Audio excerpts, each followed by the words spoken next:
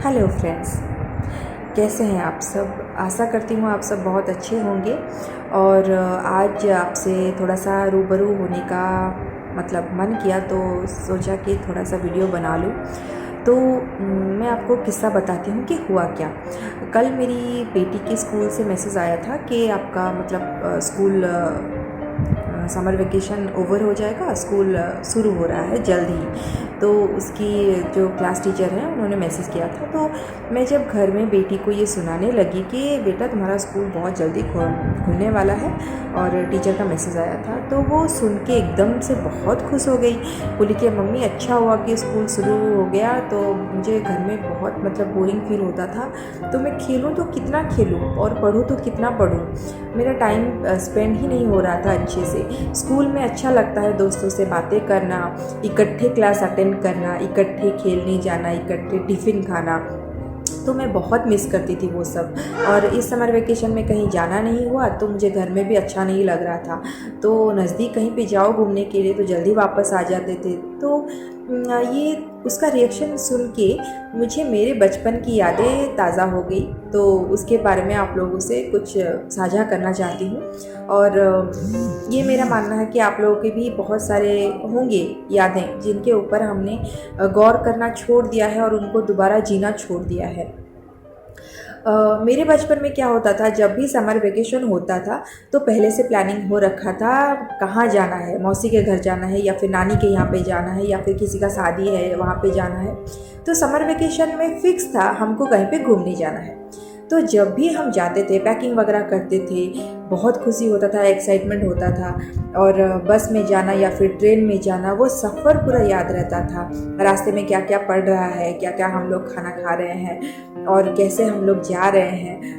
और सफ़र के दौरान कौन कौन मिलते थे अनजान, जिनसे बातें करके थोड़ा बहुत टाइम भी स्पेंड हो जाता था और उनसे बातें करके नया नया चीज़ें जानने को भी मिलता था। और मम्मी पापा को बार बार पूछ के परेशान करना कि कब पहुँचेंगे कब पहुँचेंगे, तो स्टेशन कब आएगा, या फिर बस में जा रहे थे तो स्टैंड कब आएगा, कौन कौन आएंगे लेने के लिए, मामा आएंगे या फिर चाचा आएंगे। ये पूछ के हम लोग बहुत परेशान कर देते थे। मैं तो बहुत परेशान करती थी।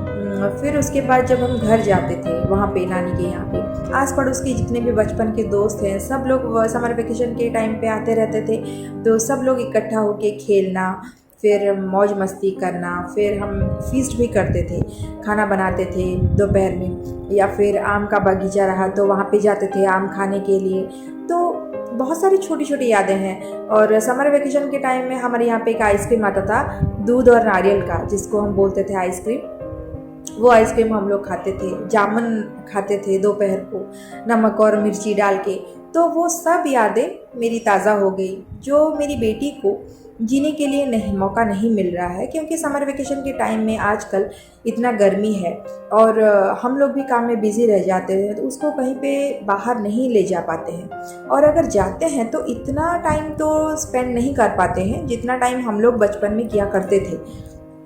आजकल अगर कहीं पे घूमने जाना हो, एक हफ्ते का प्रोग्राम होता है, जाते हैं फिर घूम के आ जाते हैं। हमारे टाइम पे बहुत लंबा होता था समर वेकेशन, 1 महीने से ज़्यादा होता था और हमें बहुत मज़ा आता था। और जब ख़त्म होने को आता था वेकेशन तो हमारा मुंह एकदम से लटक जाता था कि वापस जाएंगे, वही फिर से स्कूल शुरू हो जाएगा, फिर से मम्मी यूनिफॉर्म पहना के स्कूल भेजेगी, खाना बना के स्कूल भेजेगी, होमवर्क का दौरान शुरू हो जाएगा फिर से।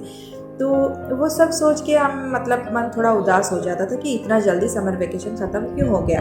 तो आजकल के बच्चों का उल्टा है। मेरी बेटी का रिएक्शन सुन के, मम्मी समर वेकेशन जल्दी ख़त्म हो गया, अच्छा हुआ। तो उल्टा है एकदम रिएक्शन। तो उसका रिएक्शन सुन के मुझे मेरी बचपन की यादें याद आ गई। और मैं सोचती हूँ अगर आप लोग ये वीडियो देखेंगे तो आप लोगों को भी कुछ कुछ यादें याद आएगी। अगर आप मुझसे साझा करना चाहते हैं और बताना चाहते हैं तो कमेंट करके ज़रूर बताइएगा कि आप लोगों के टाइम में समर वेकेशन आप लोग कैसे स्पेंड करते थे और आप लोगों को कैसा लगता था उस टाइम पे। तो यही था जिसको मैं साझा करना चाहती थी आप लोगों से, और ये छोटा सा वीडियो बनाया था। और आप लोग कमेंट करके बताइएगा कि आप लोग कैसा लगा और आप लोगों के टाइम में समर वेकेशन कैसा था। मुझे भी सुनकर बहुत खुशी होगा।